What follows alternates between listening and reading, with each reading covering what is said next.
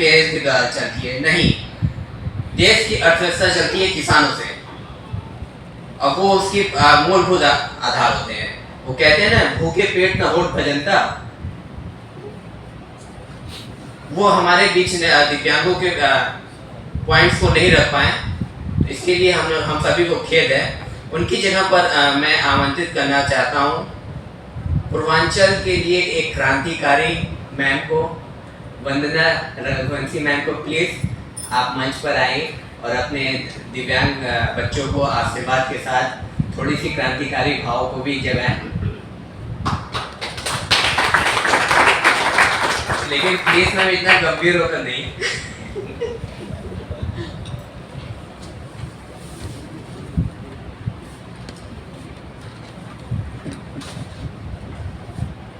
यहाँ मंच पर उपस्थित सम्मानित अतिथियों और साथ ही हमारे जो यहाँ और भाई बहन उपस्थित हैं, सभी का बहुत बहुत अभिनंदन है। साथ ही काशिका फाउंडेशन को हृदय तल से शुभकामनाएं और बधाई कि ये सतत प्रयासरत हैं दिव्यांगजनों के लिए। मैं जितना सुन पाई अभी मैम को, तो लगभग सारी बातें हो चुकी हैं, लेकिन हमें आम जन में दिव्यांगजनों के प्रति जिम्मेदारी का भाव जागृत करना है। हम ये सोचते हैं कि कुछ हम उनको यंत्र दे करके फिर निवृत्त हो गए, जो जितना दिख रहा है बस उतनी ही समस्या है, ऐसा कुछ नहीं होता। कई लेवल की समस्याएं होती हैं, वो जमीन पर उतरने के बाद समझ में आती हैं। हम सामने से देख करके नहीं समझ सकते। जैसे हम बच्चों के लिए कहते हैं कि बच्चों को समझने के लिए बच्चा बनना पड़ता है, वही फीलिंग हमें लानी होगी कि अगर हमारा कोई अंग कहीं से डिसेबल है तो किस तरह की समस्याएं हमें आ सकती हैं, वही समस्याएं हमें आती हैं। जीविकोपार्जन में जहां हम आम जन जो स्वस्थ हैं वो संघर्ष कर रहे हैं, तो हम अंदाज़ा लगा सकते हैं कि जो तमाम तरह की समस्याओं से ग्रस्त हैं दिव्यांगजन, उनका संघर्ष कितना बड़ा है। अपने नाम के अनुरूप विनय जी जितनी विनयशीलता से मुझे आमंत्रित किए हैं, लेकिन बात करने के बाद लगा कि नाम का असर इनके जज्बातों पर नहीं है, इनके इरादे फौलादी हैं। और आज ये उसी का नतीजा है कि यहाँ इतने लोग एकत्रित हैं एक समाधान के लिए। हम अक्सर समस्या पे चर्चा करके निवृत्त हो जाते हैं, लेकिन कुछ नतीजा निकलना चाहिए कि हमें क्या करना है। बेशक सरकार बहुत काम कर रही है सभी क्षेत्र में, और इस क्षेत्र में भी मुझे सबसे बड़ी सेवा यही लगती है और समाधान जो समझ में आता है कि एक ऐसा प्रॉपर चैनल हो जो कि सरकारी योजनाओं को एक एक व्यक्ति तक पहुंचा दे। न केवल दिव्यांगजनों को, मैं तो ये भी कहती हूँ कि आम जनता में भी, समाज में भी किसी सामाजिक संस्था की आवश्यकता नहीं पड़ेगी अगर सरकार की योजनाओं को बाय फेयर में आदमी उसी में उलझ जाता है और लाभान्वित नहीं हो पाता है। अगर सामाजिक योजनाओं की उपलब्धता एक एक व्यक्ति तक हो जाए तो फिर और कुछ करने की जरूरत नहीं है, वो पर्याप्त है। रही बात अधिकार की, तो अधिकार में कहीं से कोई कमी नहीं है कि आप अगर कहीं से शारीरिक रूप से कमजोर हैं तो आपके अधिकार भी कम होंगे, आपके अधिकार और ज़्यादा होंगे। और हमें अपने अड़ोस पड़ोस में भी ये देखने की आवश्यकता है कि कौन इस तरह की समस्याओं से जूझ रहा है। तो ये काम केवल सरकार का या किसी संस्था का ना हो करके हमें ये समझना है कि इसकी जिम्मेदारी हमारी है। वसुधैव कुटुंबकम के तो हम हैं ही फॉलोअर, तो ऐसे में हमें सभी को अपना परिवार मान करके उनकी जिम्मेदारी को पूरी तरह उठाना है। अभी मैं एक चर्चा करूं, आज मैं लखनऊ जाने वाली थी, केवल इस कार्यक्रम के कारण मैं नहीं गई, वरना आज मैं निकल गई होती। बेटी से मैंने कहा मैं नहीं आ रही हूँ, उसने कहा नेक्स्ट वीकेंड पे आओ, क्योंकि आओ तो वीकेंड पर ही। तो बोली कार्यक्रम क्या है? मैंने कहा ऐसे दिव्यांगजनों का कार्यक्रम है, विनय जी घर पे आकर के इस तरह से किए और बराबर हमारे संपर्क में रहे, तो हम जाना जरूरी समझ रहे हैं।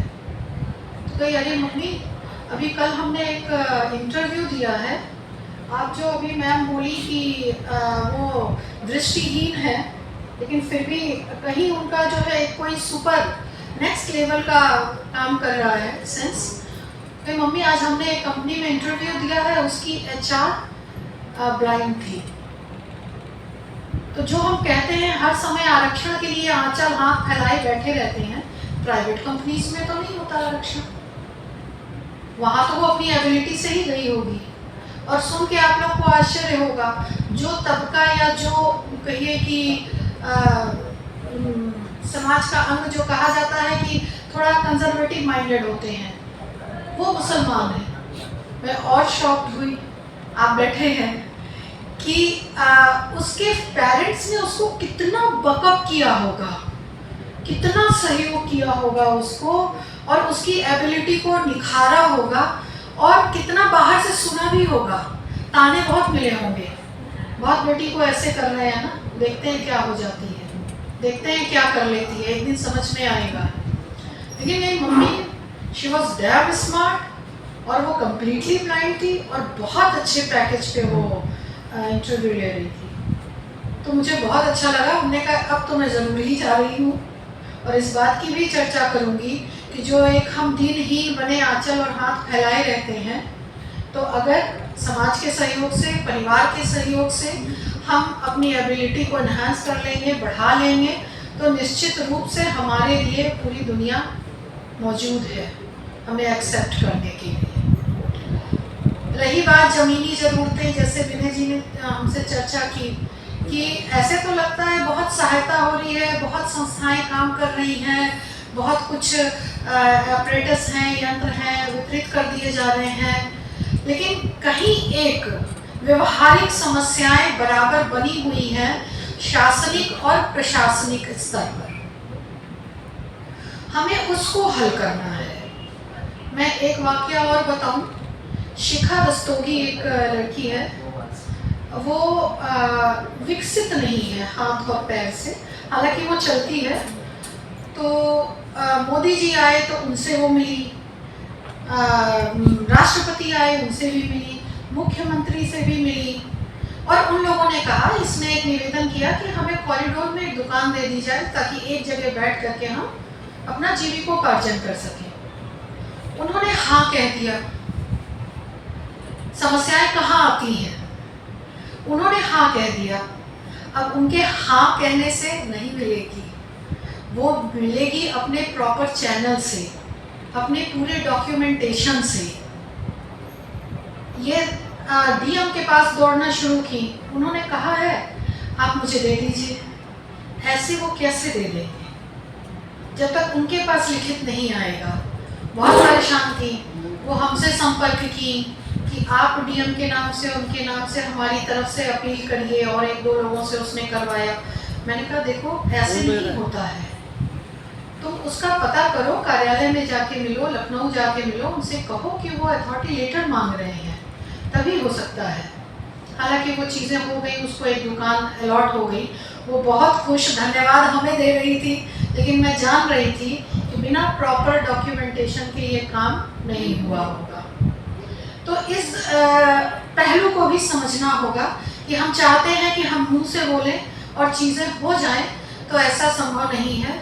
इसके लिए विनय जी जैसे और इनकी टीम जैसे जिम्मेदार लोग चाहिए, जो कि उसको through proper channel, through documentation उसको उपलब्ध कराएं और लाभान्वित कराएं।